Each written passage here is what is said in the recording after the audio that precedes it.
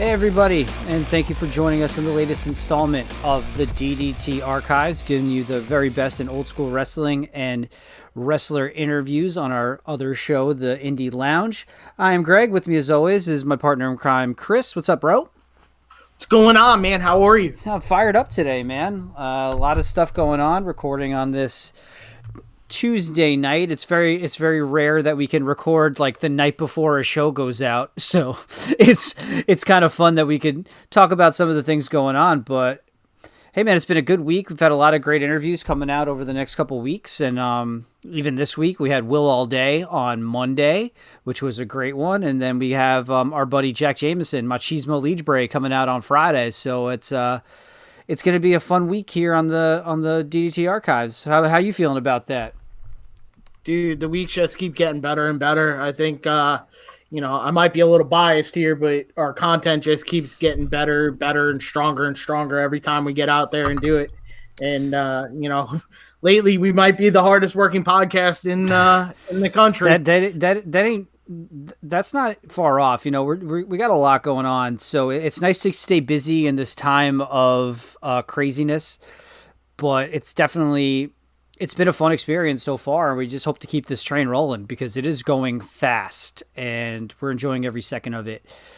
So just a preview kind of coming up what's going on next week. Next week is going to be our Women's Week. So why don't you talk about some of the guests we're going to have on next week for our featuring the great women of independent wrestling. So we're looking forward to releasing a couple of great podcasts. Kylan King, who is Team 3D trained down in Florida. I flew that one solo.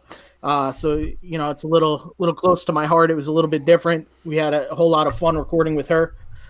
We also have Bryn Thorne out of Arizona. And, if we get a little crazy, we might release a third that week. And that would be Heather Monroe, who is by far one of the top level independent women's wrestlers in the world today.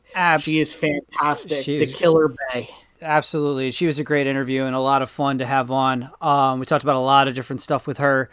And then absolutely, as well as on our flagship show, we'll keep the theme going. We're going to do a salute to Medusa, also known as Alundra Blaze, WWE Hall of Famer, a trailblazer for the women's wrestling movement. So we're keeping that theme there and keeping what's everything going. It's been a wild ride so far the last month or so, and we want to thank everybody who's jumped on board and stayed with us, and that you're spreading the word and it's showing. So we really appreciate that moving forward. And then before we get rolling on our show today, where we will cover NWA Clash of the Champions VI-Rajin Cajun, which is an interesting show to say the least. I do want to touch on, just send our thoughts and our prayers out to Shad Gaspard's family. That's just an absolute nightmare and a story that kicks you in the gut, as we're both beachgoers and it could happen to any one of us.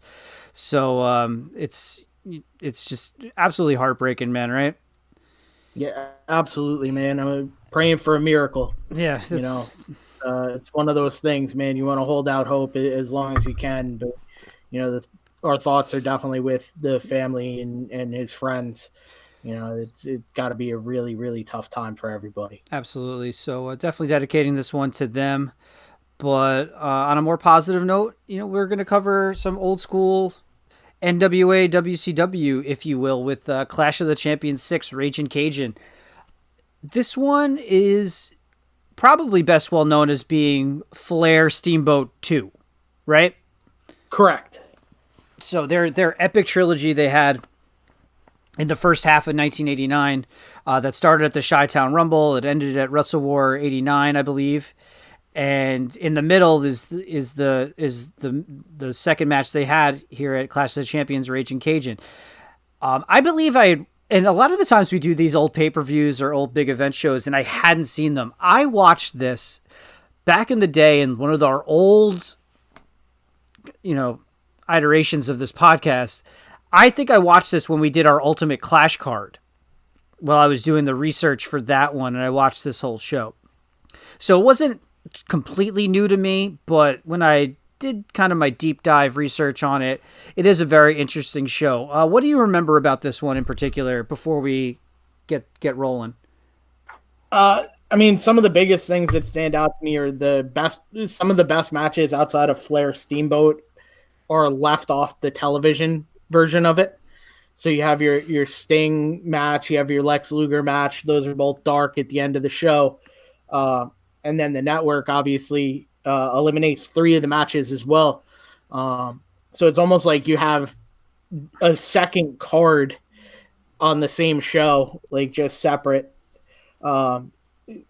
It was fun old school wrestling. There's a lot of meat on the bone, even with it just being that whole 5-match card. For sure. And it took place on April 2nd, 1989. It was at the Superdome in New Orleans, Louisiana. So think about all the great things that have happened in that arena. Like the Superdome is a major league venue for anything. It's Super Bowls. It's how held WrestleManias, the Monday Nitros when they're selling it out back in the heyday of WCW, but this one in particular, they only had 900 tickets sold at the start, like before the show, and they gave away thousands just to fill in the seats to get like 5,000 people there. So it's a really weird atmosphere, and it might have something to do with the fact that it took place on the same day as WrestleMania V. And that, for you may not know, is maybe do know, is that's when the Mega Powers exploded. That was Hogan versus Savage in their epic showdown as the breakdown of the Mega Powers. So when you think about it, I guess their first mistake was having it on the same day, putting it against Mania. Because it's WrestleMania is established right now. You have a big main event with 2 of probably the biggest stars in the industry outside of Ric Flair going head to head, and a fantastic story behind it. It's kind of crazy that like they would try and go heads up with the WWF on this day, right? So, I mean, the backstory there is the WWF and the NWA were going back and forth doing this to each other. So it just kind of became the norm of the time to throw out that second event. And the other piece is the NWA is a Southern promotion at that time. It is just straight up Southern wrestling versus the WWE, or WWF at the time, which is larger than life characters and superheroes. So they do draw 2 very different audiences, but at the same time, they clearly picked the wrong venue to hold this. Like, yeah, I would have gone more of where you're going to draw the crowd, whether that's Greensboro, Charlotte, Atlanta, Baltimore, something like that, rather than going to the Superdome, because look, not for anything, the Superdome holds too many seats. Yeah. For you to take that risk. And it can be very clear very quickly that it is not a sold out venue in a building that big. And it's also, you can tell from the crowd that a lot of people were not entirely as into it as you would hope. This is kind of a show that's almost cursed by its own hubris to think they can go heads up with WrestleMania, because on the other piece, it's on TBS. So anybody who has cable they're probably home watching WrestleMania anyway. So you have this show that's on regular TV. You're already home watching WrestleMania. So why am I going to go out to an arena in New Orleans and go see this show? And the other thing that struck me is this, because I went back and I watched some of the beauty of this too, is that they've posted all these old WCW shows on the network now. I'm not talking just Clash of Champions, but like the TV leading up to it.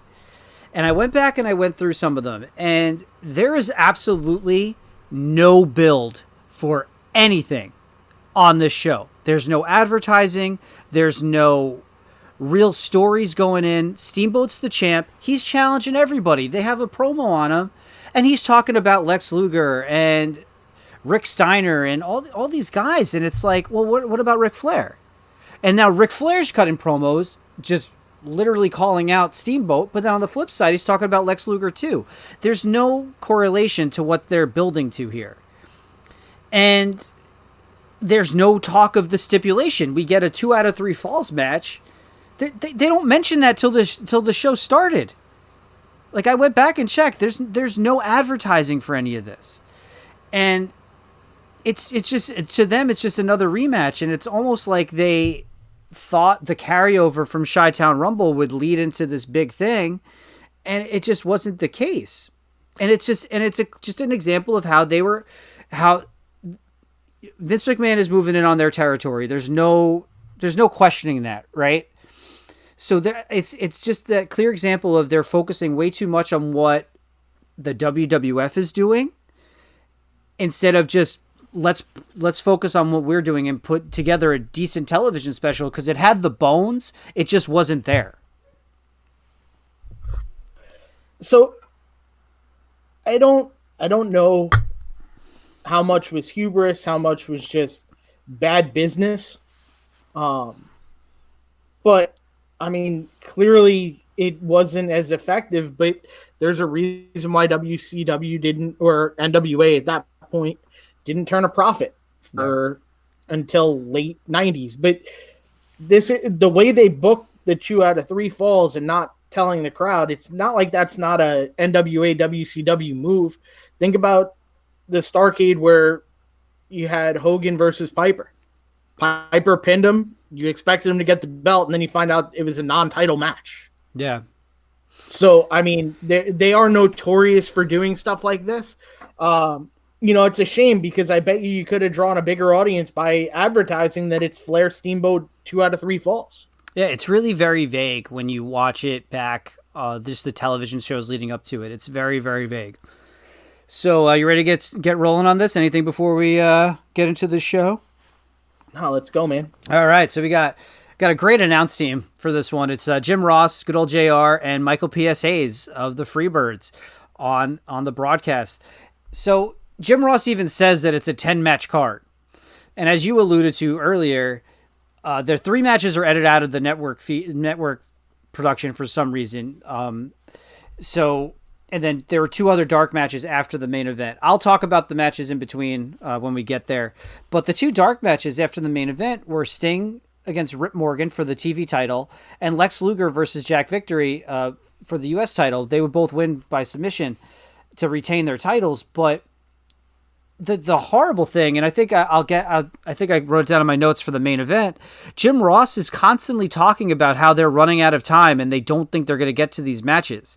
So that's another instance of just poor planning when you have a broadcast or cable broadcast show and you have time constraints. Don't you think they would have mapped the show out better to have 2 of your biggest stars in title matches on the show?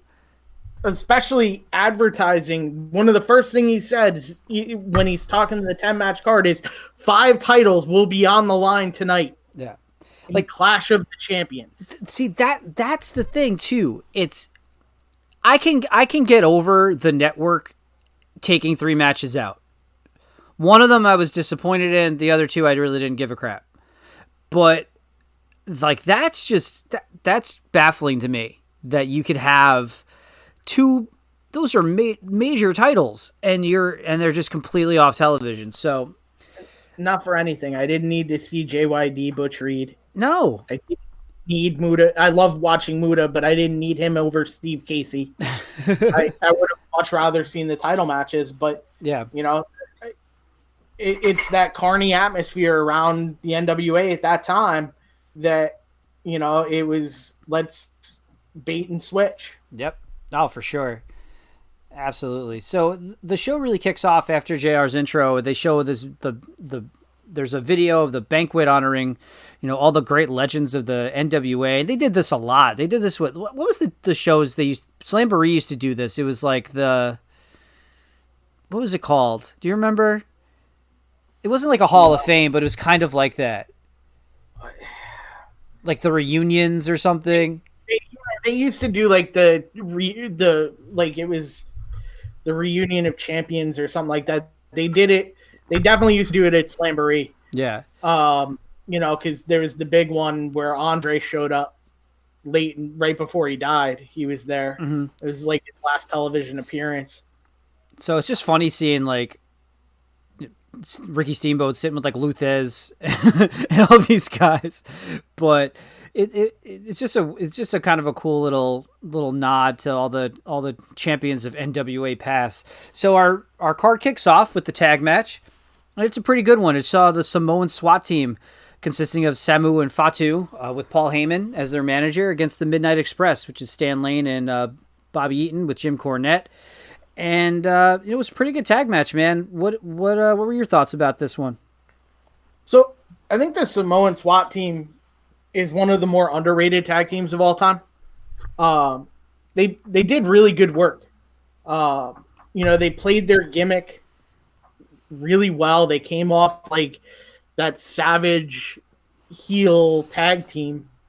And the Midnight Express are just the Midnight Express. Yeah. I mean, I like to build this as the Phone versus the Racket because you had Paul Heyman versus Jim Cornette. Well, that really was the feud. It wasn't between the two teams. The feud was really between Cornette and Paul E. Dangerously, because Paul E. bought the name the original Midnight Express. And that's what kind of sparked the feud for these guys. But he also had the original Midnight Express. Of course. And then, how can you know them? No, I know. And it's just so funny because you look at, as you talked about the Samoan SWAT team, Fatu, who would later be more well known as have a Hall of Fame career as Rikishi. He's 23 years old here. He's a baby, and he's in a prime spot, kicking off a major show in a really good tag team. So it just shows like people kind of forget like the longevity of his career. Really, he was around, but it's one of those guys that was just always around. Yeah, absolutely. And he was always good. So, and it's funny too because Michael Hayes is. You can tell they're taking, and that's the best part is they're constantly taking shots at the WWF and WrestleMania in the commentary. Him and JR. He's talking about how Michael Hayes talking about how this is real wrestling and not an entertainment show. And you just knowing what's going on at the same time as this show, it gives you a nice little chuckle.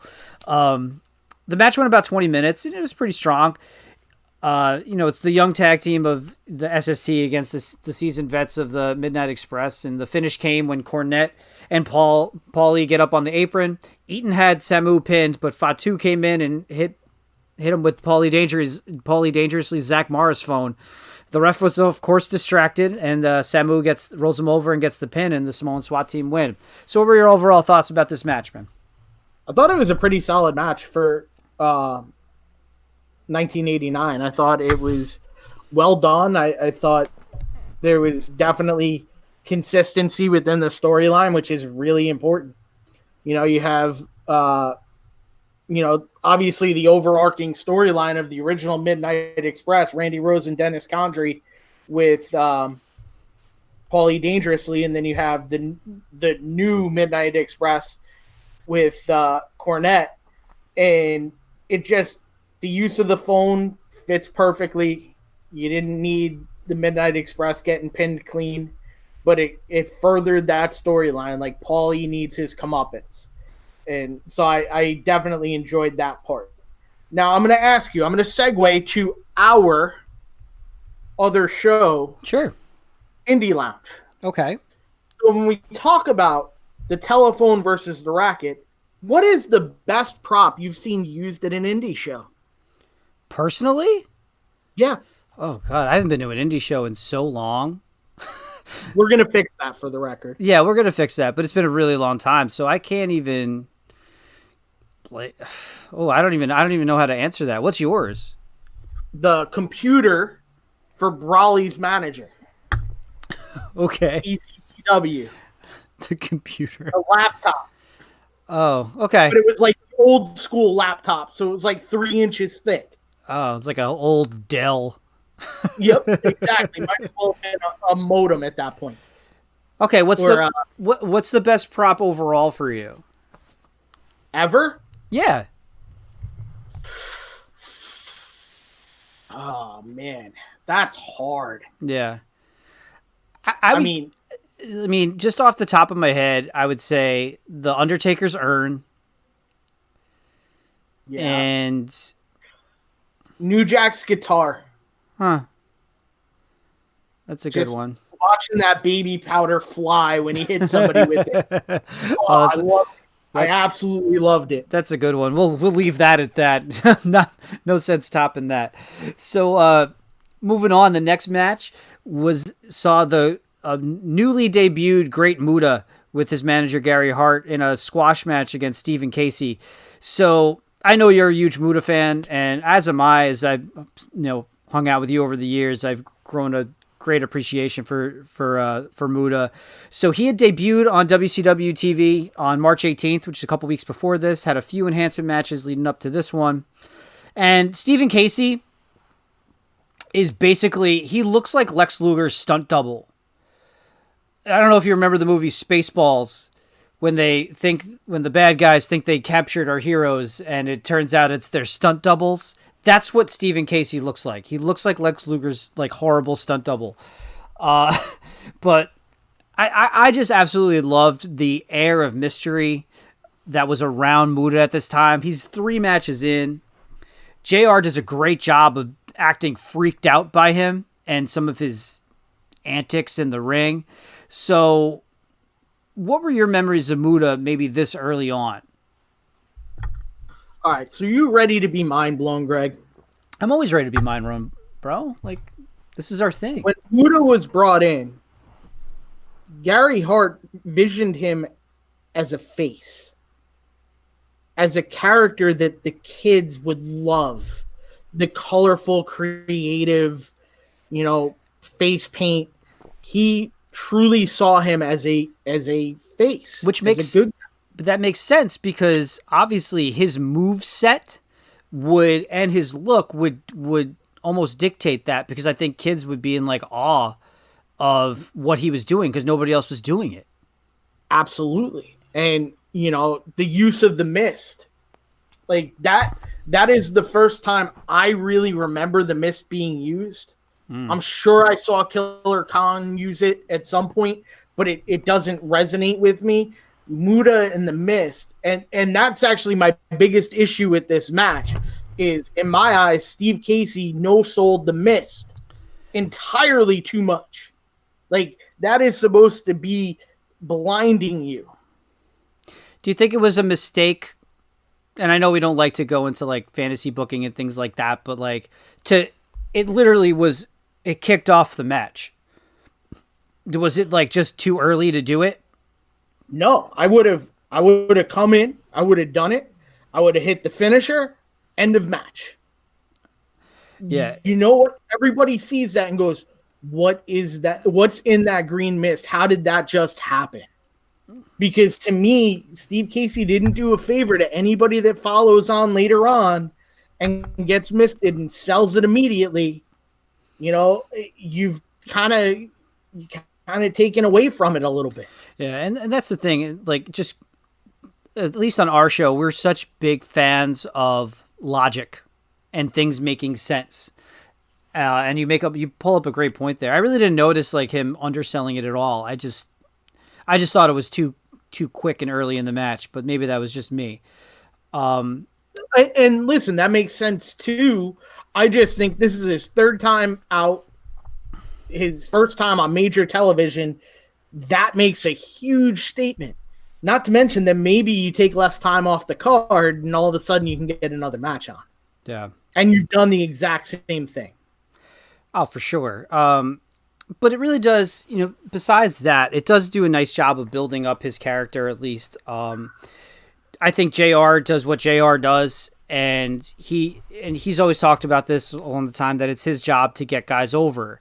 And he really does a fantastic job, especially in this match, it stood out to that air of mysticism when it came to the Great Muta and what he was bringing to the table.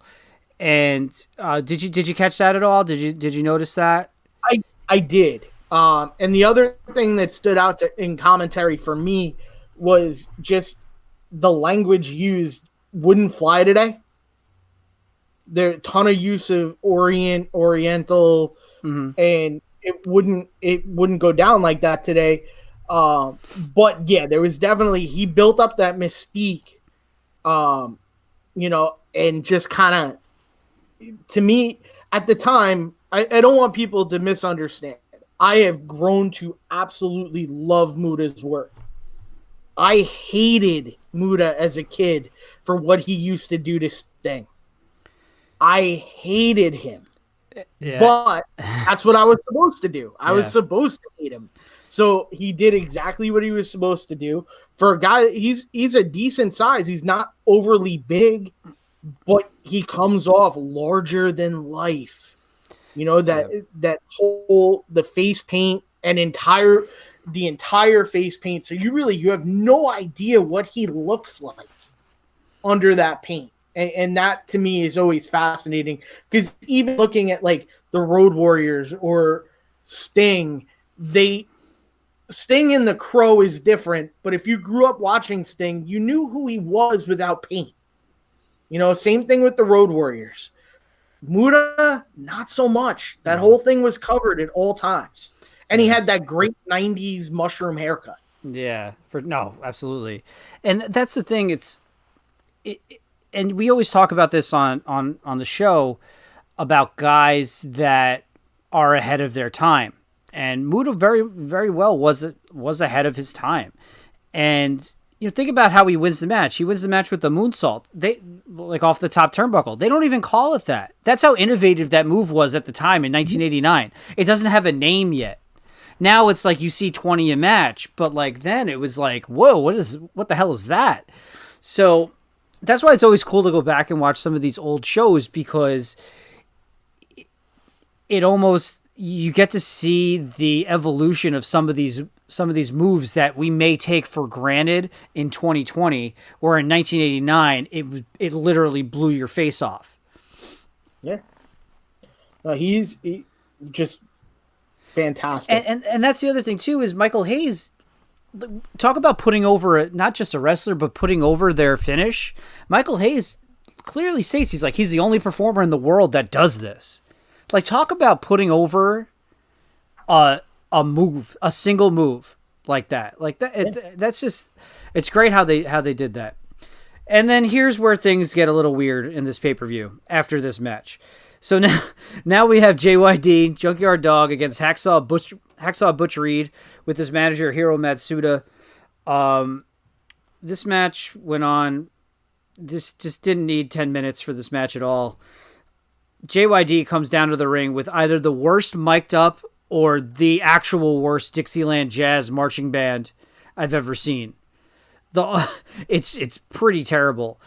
And then during this match, they're taking more cheap shots at WWF. They're saying hi to fans in Connecticut while plugging an event in New Haven.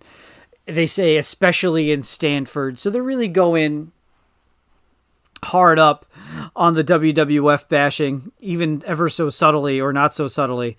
But it's just, what's funny about that too is both of those guys are so integral into the history and the success that WWF would have in the 90s that it's funny to hear like them comment on it in such a negative light in 1989, right?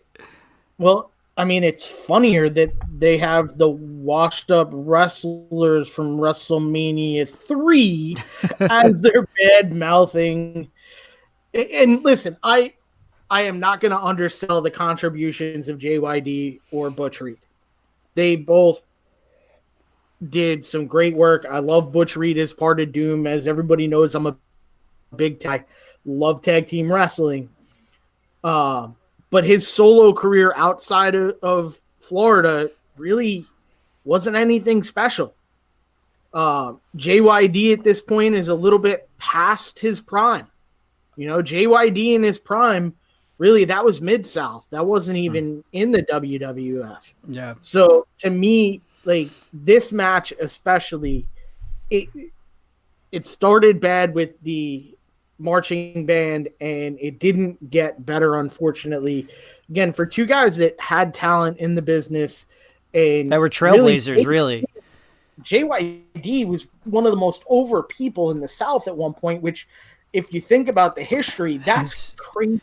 Yeah, it's like remarkable. You're talking about during a time when it was acceptable to walk around with the Confederate flag draped on your robe, calling yourself wild-eyed Southern boys, and talking about the Freebirds and stuff. And he still was at the top of his game, and everyone loved him. And they consistently looked for that next guy to replace him. And until Ron Simmons comes in, I really don't think anybody did. Yeah. So that's always interesting. But again, it would be real easy to sit here and just absolutely bash the match itself. But that's not what we're here for. No. Again, they're two.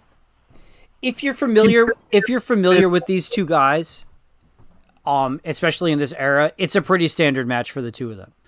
It's not terrible. It's not good, but it's just what you expect from a match between these two guys in 1989. So there's like you said, there's really no sense in bashing this match at all. It is what it is. So then we get into the matches that are skipped on the network. So they show a coming up image of Dick Murdoch dropping an elbow on somebody, but it skips his match with Bob Orton, which Bob Orton would win. The next two matches are also not included on the network. The next one being the one that I wish we were able to see, which was the Varsity Club defeating the Road Warriors for the NWA World Tag Titles. And the Varsity Club was Mike Rotunda and Dr. Death Steve Williams. That just pissed me the hell off for sure that match was skipped, right? I don't remember. I'm not going to pretend to remember from 1989. But I'm sure it was a great match. But that's the thing. It was a big story, too. Underrated stables of all time. Yeah, and it was a big storyline, too, because the Warriors got screwed by the ref Teddy Long, who refused to count a pinfall, and then right after that did a fast count when Dr. Death pinned Hawk. So then, and that is what transitioned Teddy Long into being a manager. So he got fired as a referee, and went on to become a great heel manager. And he would manage, most notably the aforementioned Doom, which was Ron Simmons and Butch Reed. He managed Johnny B. Bad. The Skyscrapers with Dan Spivey and Mean Mark Callis, who would later become The Undertaker. That's come out so the Skyscrapers are first, I believe. Yeah, I wasn't going in order. I was just, kind of naming off. No, but I'm saying, I'm pretty sure he immediately brings in the Skyscrapers to go toe-to-toe with the Road Warriors. Yeah, because that was the short run for Mark Callis there too, though, because it's 89, it's mid 89 already. He debuts in late 90s, so but that also it transitions to being Sid Vicious too. Yeah. So the other piece with this, the Varsity Club are definitely an underrated faction. I think, because a lot of people didn't see it, they don't realize how solid they were. But they could have legitimately walked away in this event with all of the tag team titles in the company. Because later on, you're going to see the Varsity Club of Kevin Sullivan and who else was he? Dan Spivey. Dan Spivey went for the U.S. tag titles. So, they could have walked away with all the gold. Yeah, and we'll get into that match now, actually, because, we're going to skip right over the Iron Sheik versus Ranger Ross, which was, thankfully, we were blessed not having that one on the network feed, so we don't have to talk about that. But yeah, the next match after that, as you said, was for the U.S. Tag Team titles. It saw the First Family, which was Hot Stuff Eddie Gilbert and Rick Steiner, with Missy Hyatt as their manager, against the Varsity Club, which was Kevin Sullivan and Dan Spivey. Spivey had just come in to join the Varsity Club a few weeks prior, and Gilbert and Steiner had just won the tag titles, the U.S. tag titles from Kevin Sullivan and Dr. Death back in February, and we're here in the first week in April. So this match was fun. It's kind of all over the place, but there's a lot of talent in the ring here, and I enjoyed it. So what were your thoughts about it? I really enjoyed it. I loved watching Eddie Gilbert back in the day. His colorful attire, his speed and agility in the ring. At the time, it was really revolutionary in a lot of ways. There was no way not to enjoy it as a kid. And Rick Steiner had just left the Varsity Club. it was an opportunity for him to really kind of grow. Obviously that tag team is not the same as the Steiner brothers. Let's not pretend. But at the same time, Eddie Gilbert was over. He was so good and gone way too early, but just super, super talented. And the match itself was all over the place, but it was a good, fun, exciting match that people could really sink their teeth into and just kind of enjoy. Sit back and enjoy. It wasn't a psychological thriller. It was just a good, solid match. Yeah, and like you said, that wasn't a derogatory all over the place. I know that can kind of be construed with that, but it really wasn't. This match was a lot of fun and had a lot going on. The one thing that stood out to me is that crazy bump Rick Steiner took on a flying clothesline on Spivey, where he cleared the ropes and went straight onto the floor. I jumped out of my chair. I was totally, go back and watch that. Just watch that match and watch that one move, because it'll make you just shake, because just the athleticism of Rick Steiner by itself. Very underrated athleticism with Rick Steiner. I think people really thought they bought into that dog-faced gremlin character. And I think he's another one that doesn't get the respect that he deserves in the business. Yeah, and this match in particular it's right on the cusp of the Steiner brothers. Scott's here. He really debuted at Chi-Town Rumble, and we're getting there to the point where the brothers first team up in WCW NWA and go on to be one of the greatest tag teams of all time. So it's kind of cool to see just the towards the end of his Rick Steiner not being with Scott. But the finish came right after Eddie Gilbert hit Kevin Sullivan with Missy Hyatt's Gucci purse, and it was enough to retain the title. So this match, I think the one thing that I could critique about this match, it was maybe a little too short. There's a lot of talent in that ring. I think they could have gone maybe a little bit longer, but I was enjoying it so much, and then it just kind of ended, and I don't like it when... I don't think they could have, though. I think they were close to that TV time. And you remember, you still have 2 out of 3 falls with Flair and Steamboat. Yeah, that's it. Them your cutting time. Yeah, and that's it. That's that goes back to what we were saying. It's just kind of it sucks that they didn't plan this out well enough to give things ample time, because this is the last match before the main event, and they allude to them, and JR talks about it before they get to the main event. He talks about them moving the Lex Luger Jack Victory match to after it. And if there is ample time, that they'll see it on the network or on the broadcast. If not, it'll be on WCW Saturday night, the following Saturday. It's just kind of nuts. So the one thing I'll say with that, I wonder if they did that to get eyes on their TV on Saturday night. That's a great point. They purposely said, let's put these 2 title matches on TV and let's draw an audience there.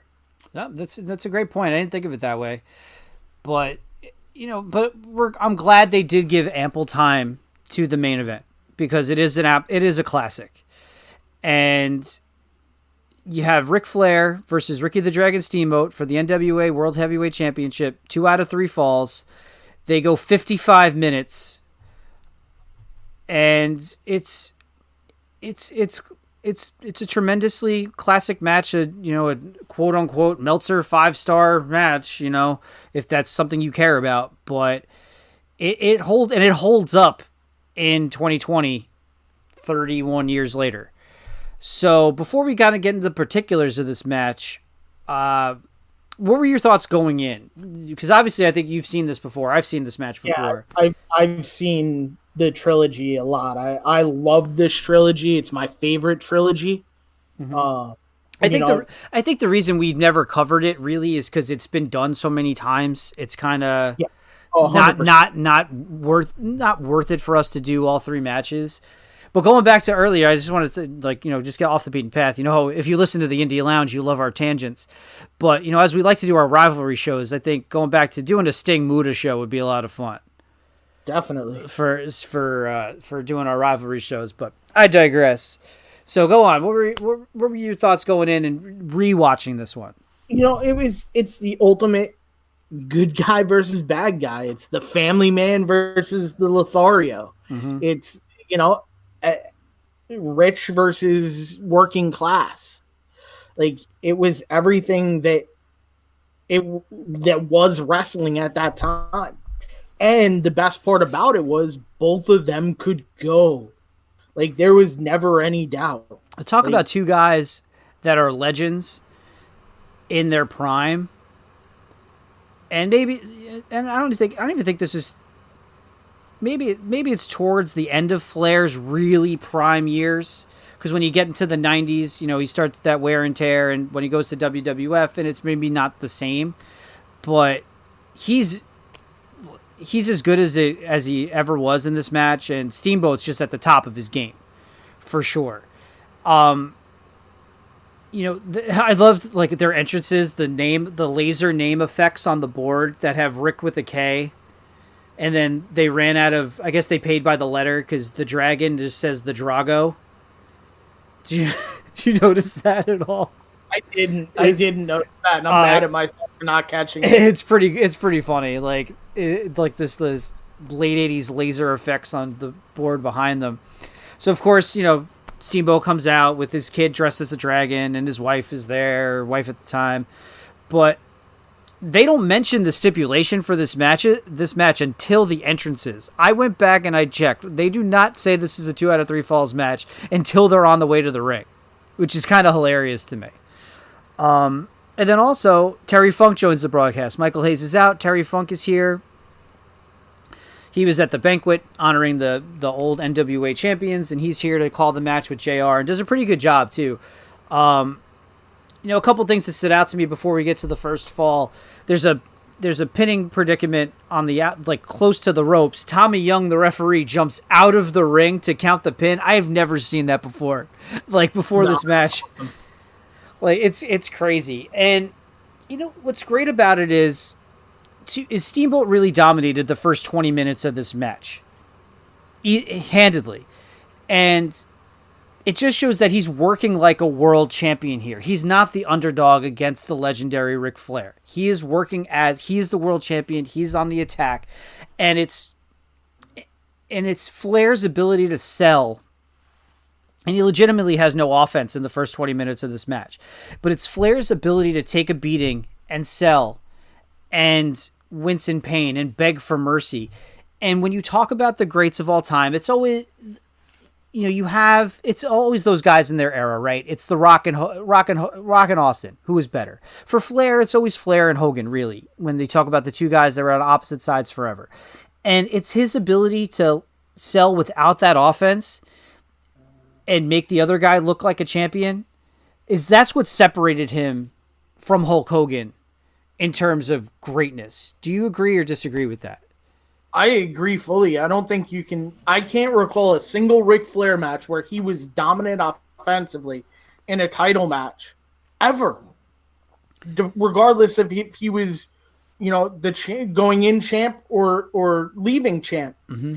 He was the dirtiest player in the game. He found a way to win. Yeah. Very, very rarely was he dominant all the way through.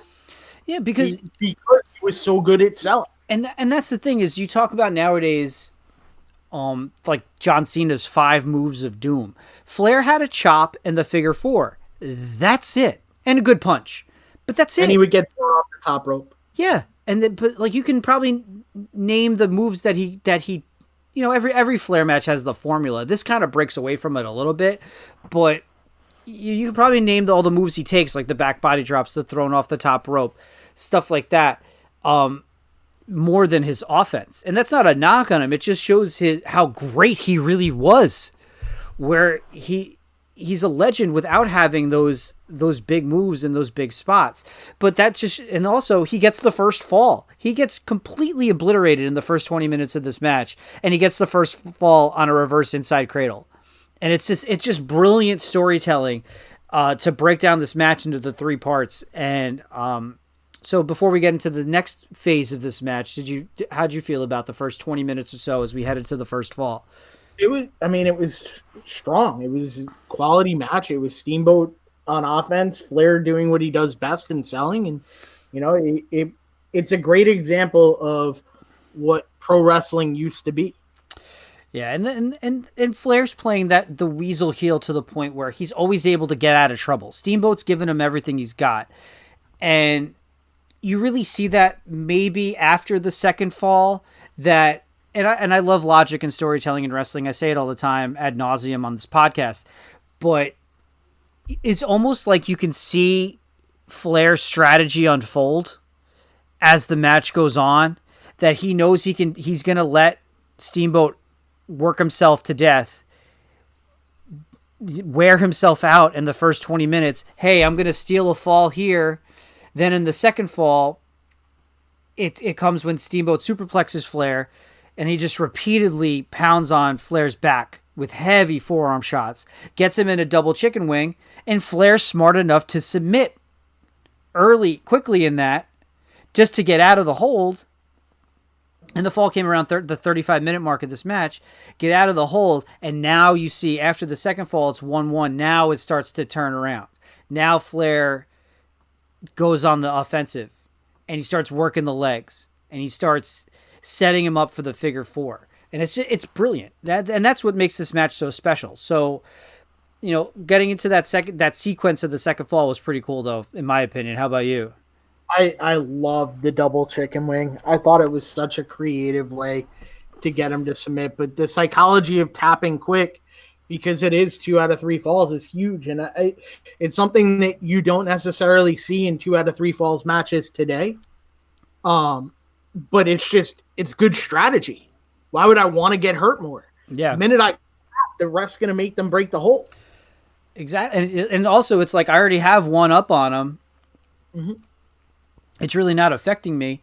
But the other thing I noticed, too, as we move towards the climax of this match, because the last 20 minutes of this match is just, it could have been just a regular match in and of itself. But, Flair wasn't really working a heel style in this match. Did you take that away from it, or was it just a kind of standard Flair thing? But I just felt he wasn't as sinister as he usually is in seeing hundreds of Ric Flair matches in my lifetime. Yeah, he wasn't as sinister as he had been at other times. However, it's a different psychology and different type of match. But at the same time, that Flair, story is always the same.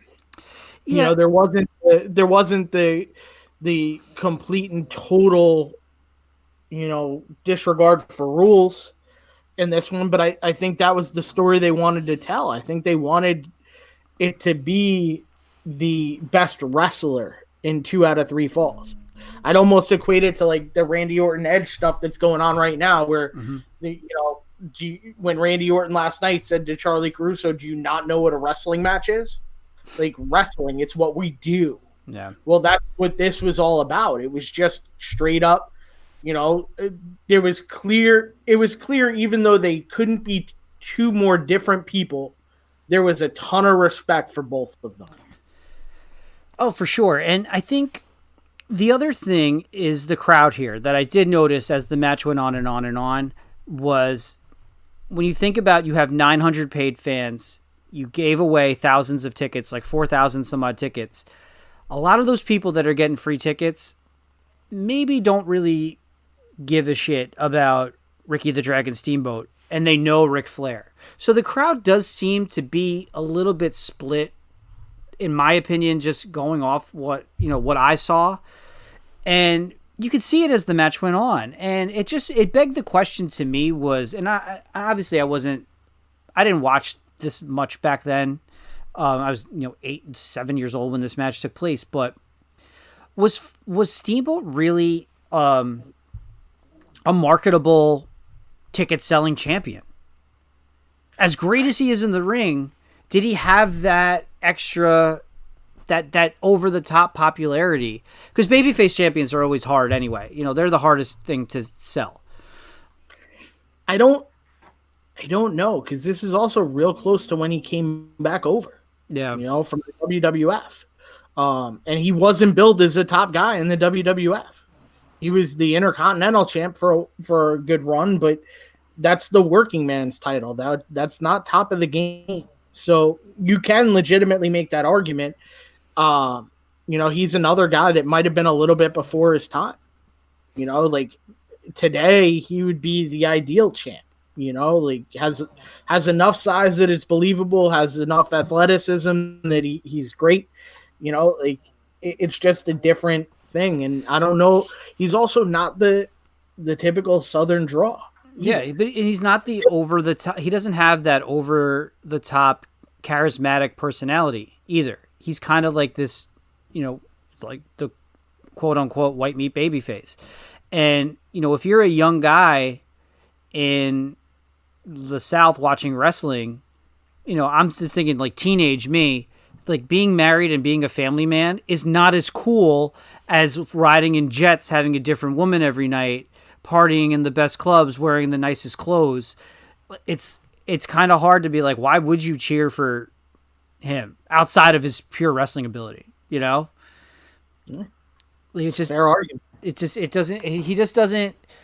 It's almost like, you know, I thought of this and I didn't write it down, but you know, now I thinking about it, I remembered it.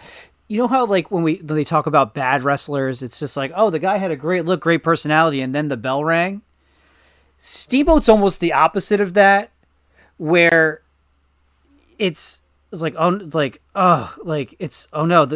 I can't wait for the bell to ring, because before and after, it's like it doesn't leave much to you, but in between those ropes, man, he's as good as anybody who's ever done it. Oh, without a doubt. So that's a good way to put it. So, you know, moving forward with this match, how it ended, you know, the final fall comes. Steamboat's got Flair in the double chicken wing again, but after, you know, Flair had worked his leg to set him up for the figure four the entire last third of this match, Steamboat's leg gives out and they fall backwards. But he still got Flair's shoulder to the mat, and his shoulders are also on the mat, and Tommy Young counts to 3. And then Flair's foot is clearly under the ropes, and Tommy Young doesn't see it, and both guys' shoulders were down. So the bell rings, and at 55 minutes, you know, there's, you know, Ricky the Dragon Steamboat retains the World Heavyweight Championship to a lot of controversy. So, you know, looking back on that, is this, which is the best of the three, really? Is it? I love this one. This to one, be honest, this one was. I really felt, because there was no transition into the Funk Flair feud after the next one. To me, that kind of took away from that match a little bit. Like it took the spotlight off that match and onto what happened after that match. Mm-hmm. So I really enjoyed this one. The finish was exactly what it needed to be in order to justify another title match. At the end of the day, like that's what it is. Like they were trying to establish Steamboat as a champion, but also want to get that title back on Flair. How are you going to do that? And also it makes sense too, because you want people to pay money for your big title matches on pay-per-view. And this is obviously, you can have like a schmozzy finish or controversial finish on a just regular cable TV broadcast to get to feed into that next match coming up. So wait, I don't remember. So I'm going to ask you, because you would, because I remember watching it. So like, Funk attacked Flair at Wrestle War right after their third match. That's what you're talking about, right? Correct. So that's why Funk started on commentary in this one. Yeah. On commentary there at the pay-per-view as well. And then he comes in and, I respect you, Ric Flair. You know, I just want a shot at you, Ric Flair.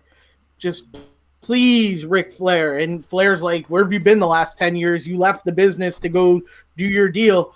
Please, Rick, will you just give me a title shot? And it ends with a pile driver on a table. So is Flair kind of becoming a good guy at this point? Yeah. So it makes sense that he was kind of in the middle on this match, right? He was always in the middle, though. Right, like, that's what I was going to say. Not as blatantly as he was now, but he was the cool heel, so that there is no bigger middle ground. Yeah, because he was the same whatever he did. It was just a matter of, who he surrounded himself with. And, well, I mean, Yamasaki Corporation with Butch Reed. Yeah, whatever. But, just to kind of wrap this up, these matches between, especially the three of them, the trilogy between Flair and Steamboat, just to put the final bow on it, it sets a certain bar because it's become part of wrestling vocabulary. When people talk about like a good match or something like that, it's just, well, it's not Flair Steamboat, but it's good. And everyone knows what you're talking about because those matches are that legendary. It's become a part of pro wrestling vernacular and they hold up, man. Like that's the other thing. It's sometimes we look back on these matches that were these big events back in the late 80s, early 90s, even and all the way through the Attitude Era and the Monday Night Wars. And it's kind of like they were exciting at the time, but looking back, it's kind of like, I don't know about this. And you look at those through rose-colored glasses. You look at them as a teenager. Like these matches, they hold up. These are absolute clinics, hands down. And it's just amazing wrestling by two all-time greats in their prime, as I said before. It was a fun show. Again, there's some good, there's some bad, there's some confusing, but at the end of the day, the main event takes the cake and makes it worthwhile. Yeah, exactly. And if you watch anything, if you want to go back and watch this whole event, go ahead. It's incomplete, but I mean, the two matches that I would suggest watching are the last two on the network feed because the tag match with Eddie Gilbert and Rick Steiner against the Varsity Club, it's quick, but it's good. And then it leads right into the main event. All right, man. Anything else you want to say before we head on out of here? No, this was exciting, and I look forward to next week bringing everybody the Alundra Blaze story. Absolutely. So we'll plug our shows moving forward. Like I said, just check out our interviews on the Indie Lounge. We've had some great ones so far and some great ones coming up. But this week in particular is Will All Day is up and available, as well as Jack Jameson coming up on Friday. And obviously you can go on iTunes, Spotify. We're on Google Podcasts. And all the platforms you may want, we're there. So please check it out, subscribe, rate the podcast. We're really working our asses off to bring you the very best content in classic wrestling and independent interviews. So go check that out for sure. Any other interviews you want people to go back and check out that we've released already? We have a lot in the can already that we're waiting to hold on to. But any in the archives that you're looking forward to? Gonna come out really, really cocky, and I'm okay with that. There is not a bad interview in that bunch. Yeah. And, you got a little bit of everything. You have some young guys that are fresh-faced in the business that, in Johnny Cove and Gray O'Ryan. And you have Will Allday, who is just absolutely unreal, just a whole nother level. Like, I listen back to that, and I'm just like, dude. I mean, the guy's talking about he wants his action figure to look different so kids buy it on the shelf. Like, straight up, that's a guy that gets it. Yeah. Like, my action figure is going to look different. Yeah. And that to me is fantastic. Like, that's what it's all about. And then you look at a guy like Jaden Newman, who just brought a tremendous amount of energy and was so much fun to talk to. And I know you have the rap as the cocky one between the two of us, right or wrong? Correct. I was told that by an unnamed source who told me I should probably tone it down, and I said no. That's fine, but I am not like that, and that's okay too. It fits me. I will say proudly that I agree with you that there isn't a bad interview because they all different. They all bring something different to the table, and that's what we're shooting for with this podcast and the Indie Lounge and everything. And the other thing that we forgot to mention, and I apologize, but we waited to the end, is we really have to thank our logo designer, Spencer Barnett, who gave us our brand new logo, which I'll work on later to get it all fix it so it shows up on iTunes and everything.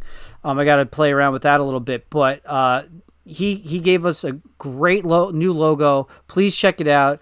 This is the first step to getting our merch game going, right or wrong. Oh, without a doubt. So so we can't thank him enough. So a huge shout out to him for helping us out with that.